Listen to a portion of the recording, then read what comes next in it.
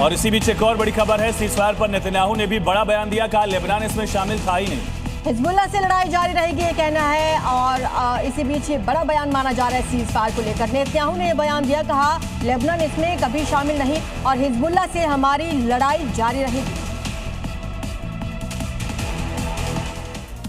तो क्या ट्रंप की तरफ से सीजफायर का ऐलान करने वाले शहबाज शरीफ ने अपनी तरफ से लेबनान को इसमें जोड़ा है? तभी तो सीजफायर के बावजूद आईडीएफ ने लेबनान पर फिर से जोरदार हमला बोला और बाकायदा वीडियो भी पोस्ट किया।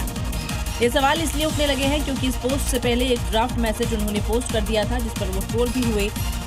दरअसल युद्ध नहीं रोकने के संकेत तो नेतन्याहू दे ही रहे थे। इधर सीजफायर पर जेडी वेंस का बयान सामने आया, कहा लेबनान डील शामिल नहीं थी। तो पाकिस्तान रवाना होने से पहले जेडी वेंस ने बड़ा बयान दिया, कहा समझौते में लेबनान शामिल नहीं था।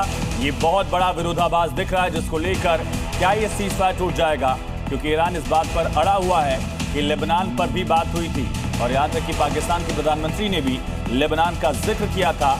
इसके बावजूद लेबनान पर विरोधाभास।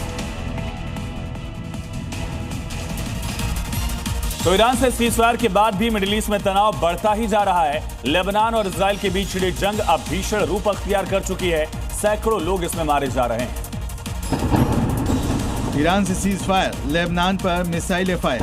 बीते 24 घंटों में लेबनान पर इजराइल के भीषण हवाई हमलों ने भयंकर तबाही मचाई है। दक्षिण लेबनान से लेकर राजधानी बेरूत तक आईडीएफ के हमलों से धुआं हो गया है। तस्वीरें बेरूत की हैं, जहां एक के बाद एक 3 धमाकों से पूरा शहर दहल गया। तबाही का ये मंजर देखिए, कई इमारतें तबाह हो गईं, सैकड़ों गाड़ियां क्षतिग्रस्त हैं और लोग मलबों में अपनों को ढूंढ रहे हैं। लेबनान के स्वास्थ्य मंत्रालय ने जो आंकड़े जारी किए हैं वो दिल दहला देने वाले हैं। 24 घंटों में हुए इजरायली हमलों में 254 लोगों की जान चली गई है, जबकि 700 से अधिक लोग घायल हैं। जहां एक तरफ मिडिल ईस्ट में ईरान अमेरिका के बीच सीजफायर पर सहमति बन गई, वहीं दूसरी तरफ लेबनान में हिजबुल्लाह पर इजरायली फोर्स कहर बनकर टूट रही है। उनके कई ठिकानों पर एक बार फिर से हमले किए गए, जिसके बाद इलाके में धुएं का गुबार उठता दिखा। हमला इतना भयंकर था कि इसकी गूंज कई किलोमीटर तक सुनी गई। दरअसल ये हमला साउथ लेबनान के टायर शहर पर किया गया, जहां हिजबुल्लाह आतंकियों के गोला बारूद का ठिकाना हुआ करता था।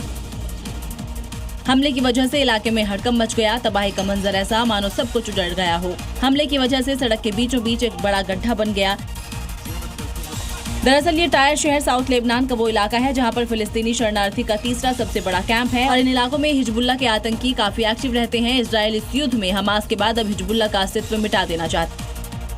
और मिडिल ईस्ट जंग के बीच इराक के बगदाद में पैलेस्टीनी स्ट्रीट को अमेरिका और इजरायली डिफेंस फोर्स की तरफ से टारगेट किया गया।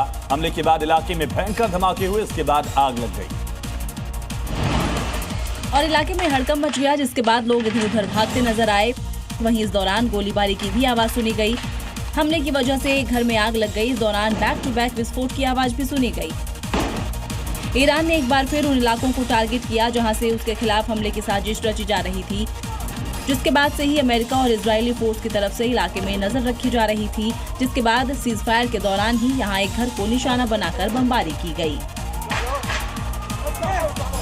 अमेरिका ईरान सीजफायर के बाद अमेरिकी राष्ट्रपति ट्रंप ने एक नया टैरिफ बम फोड़ दिया है। ट्रंप ने ईरान को हथियार देने वाले देशों पर 50% से ज्यादा टैरिफ बढ़ा दिया है।